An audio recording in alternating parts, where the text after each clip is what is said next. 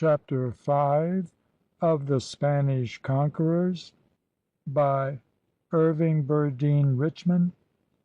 CHAPTER V Spanish Conquerors in Central America. Gold, gold, gold, gold, bright and yellow, hard and cold. Hood, Miss Kilmansegg.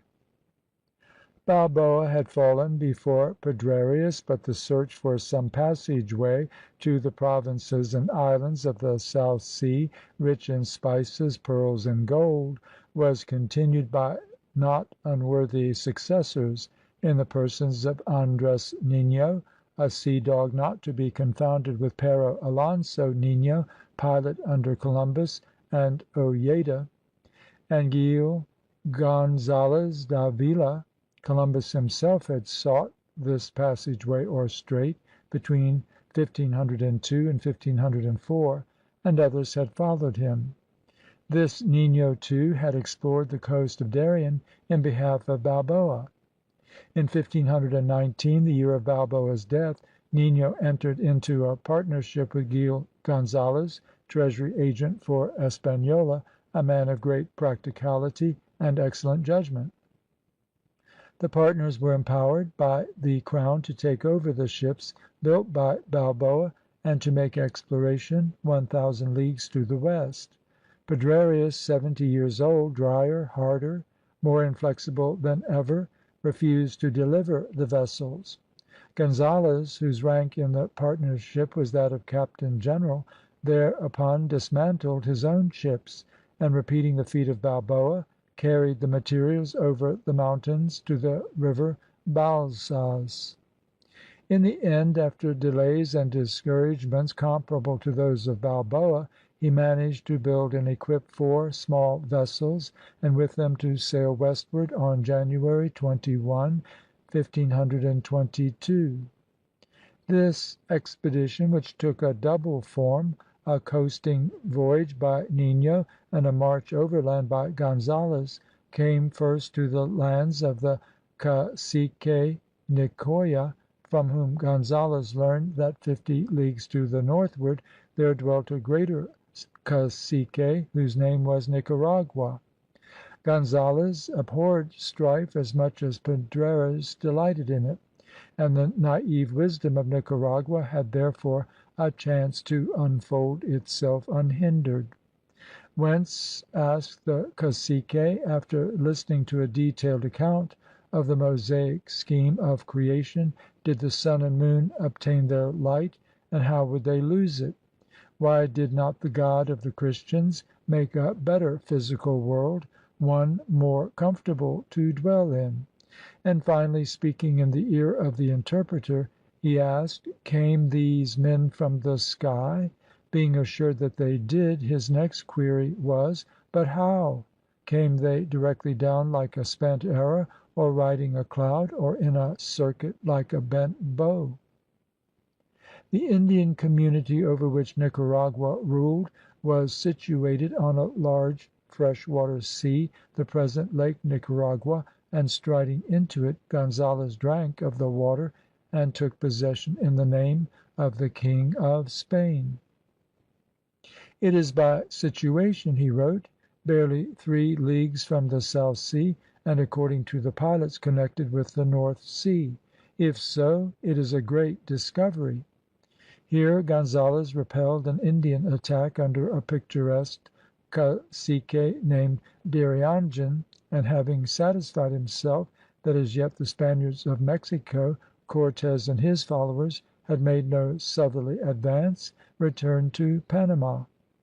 As for Andres Nino, he had coasted as far northwestward as the Bay of Fonseca, on the shores of the later Central American provinces of Salvador and Honduras. But what, meanwhile, of the doings of Pedrarius? It was in January, 1519, that Balboa had been got rid of, and by the 15th of August Pedrarius and Espinosa, Gaspar de Espinosa, now captain general of the South Sea, had crossed the isthmus from Acla and had founded Panama, to serve as a southern terminal for the long contemplated chain of posts to connect the Atlantic with the Pacific side of the isthmus until the ardently desired interoceanic strait should be discovered. Later the same year a northern terminal was provided through the founding of Nombre de Dios. With the rise of Panama, now created by royal decree a city and the capital of Darien, Santa Maria la Antigua, forever ill famed as the place of execution of Balboa, sank rapidly to decay and in September, 1524, was burned by the Indians. Henceforth in the old tierra firma, Panama and Nombre de Dios are the names wherewith to conjure. About these cities, more than about any others of the Indies, does romance cling. A wide road, says Peter Martyr, was built from one to the other, through mountains overgrown with thick woods, never touched from all eternity, to the intent that two carts side by side might pass over with ease to search ye secrets of either spacious sea. And ye secrets were searched well, for at Panama, by the middle of the century, not only did there ride at anchor ships from the south and far western east, laden with the wealth of half a world, but in the sun-beaten streets gold and silver lay stacked in bricks, waiting, along with spices and precious merchandise, transportation to Nombre de Dios. Pederneius had made headway also both to the west and east of his capital. To the west as far as the nation of the Cherokee, famed as potters. He had sent Espinosa and Francisco Pizarro, the latter dutiful as ever. To the south he had likewise sent a faithful retainer, an honest man, Pascual de Andagoya, who, following the Isthmus of Darien to where it broadens into the continent of South America, Mundus Novus, became the explorer of Biru, whence very possibly the name Peru and ultimately that of Peru. At any rate, out of the Andagoya expedition grew, as we shall see, the subsequent and ever memorable enterprise of Pizarro. Pederneius's next step was to send Hernandez de Cordoba to forestall Gonzales in the occupation of Nicaragua, a country claimed by him as within the confines of Darien. Gonzales appeared at Panama just when Pederneius was prepared to appropriate his conquests, and so Balboa-like had fairly thrust his head between the jaws of the lion, but he was quick enough to withdraw it, for he spread sail from Nombre de Dios as Pederneius rode up in hot haste to intercept him. When Gonzales returned, he approached Nicaragua from the Honduras coast. He thus avoided Pederneius himself, but encountered instead Hernando de Soto, lieutenant to Cordoba. Gonzales defeated Cordoba, but only to succumb to the superior force of Francisco de las Casas, one of Cortes's lieutenants, who carried him to Mexico as a prisoner. Cordoba, meantime, thinking the occasion opportune, sought to set up an independent government in Nicaragua and Honduras. This act of treachery to Pederneius was reported to him at Panama by De Soto, and in January, 1526, Pederneius set sail for Nicaragua in person. With characteristic energy and ruthlessness he arrested Cordoba, put him to death, and took control of the province. The death of Cordoba may be regarded as marking the end of the long-standing duel between Pederneius and the successors of Balboa, and its conclusion was not unfavorable to the swarthy-souled governor. Upon Pederneius, cunning, indomitable, vindictive, fortune seemed ever to smile. When, for example, in May, 1520, Lope de Sosa came to Antigua to supersede him in office, that unhappy man was mortally stricken in the cabin of his ship as he prepared to disembark for his inauguration. Again, when in 1526 the governor was recalled post haste to Panama for trial, just as he was on the point of seizing from Cortes himself Honduras as part of Nicaragua, what should befall, but though superseded as to Darien by Pedro de los Rios, his authority over Nicaragua was confirmed. But the fact is not to be overlooked that he was ably and zealously seconded at court by his wife, Isabel de Bobadilla, whom he had seasonably dispatched to Spain with his pearls and gold. The last years of his life, despite the fact that they were the years of an octogenarian, were active and marked by bloodshed. On the caciques of the country who rose in revolt he wreaked diabolical vengeance by his bloodhounds. But he had withal an eye for trade and transportation. He projected a transcontinental route between Lake Nicaragua and the present Greytown, and afterwards one between Leon and the north coast by way of Salvador. He became interested in the expedition of Pizarro to Peru, but in this matter he for once suffered bafflement, and died at Leon in 1530 as he was nearing his 90th year. If the adventure of Gil Gonzalez to Lake Nicaragua in 1522-23 was prompted by fear of southward encroachment by Cortes, Cortes himself was not blind to the chance of northward encroachment by the Spaniards of the Isthmus. In other words, the conqueror of Mexico and founder of New Spain sought success also to the south, and for two reasons. There lay the districts of Guatemala and Honduras, districts which, it was said, must far exceed Mexico in riches, while equaling her in the size of towns, in the number of inhabitants, and in culture. And there in Castilian fancy figured that long-sought interoceanic strait upon which everyone counted to reach the vast Pacific with its isles of mystery and gold. If the Spaniards had but known it, Guatemala held things more wonderful than gold or spices or even soft, sensuous pearls, for it had been the seat and center of early Maya culture centuries before, and within its limits, or just beyond, lay the amazing ruins of Tikal, Taranjo, Palenque, and Copan. But for the 16th century Spaniard, archaeology did not exist. His quest was still the same as that of Columbus, and behind one still inspired by the lure of treasure. To make the conquest of Guatemala, Cortes chose Pedro de Alvarado. Alvarado of Badajoz, whom we have already met, was of good figure and engaging countenance. He was athletic too, and an excellent horseman, and his hair and beard were red, so red that the Indians were tempted to think him Quetzalcoatl, the fair god, and christened him the Sun. But though in a sense a good comrade, Alvarado was easily roused to anger and to brutal vengeance.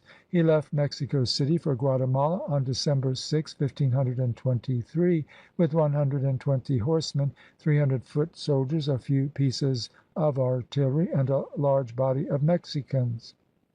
The principal Guatemalan tribes were in certain respects superior to the Aztecs and comparable to the Peruvians.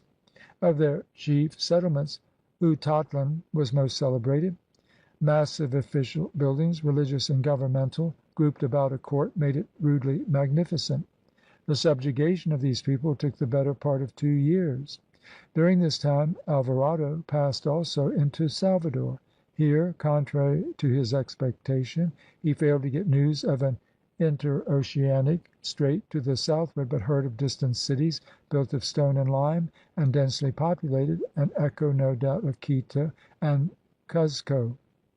Some months later Alvarado was met by news of a startling character. Cortes, it was declared, had died, not in Mexico, but on the way to Honduras, whither he was conducting an expedition. If so, who would be his successor? It might well be Alvarado, and the conquistador at once made ready to repair to the seat of government in New Spain. Cortes was soon discovered to be far from dead, however, for toward the close of 1525 Alvarado received orders from him to repair straightway to Honduras with all his forces. Vehemently declaring that all he possessed he owed to Hernan Cortes, and that with him he would die, Alvarado obeyed. But he learned on crossing the border that his master had changed his plans and had returned by sea to Vera Cruz, whereupon, in the midsummer of 1526, Alvarado retraced his own steps to Santiago, of which he had been a founder. But his venturesome spirit would not let him rest content with his single conquest. Comprehensive ideas had gripped him.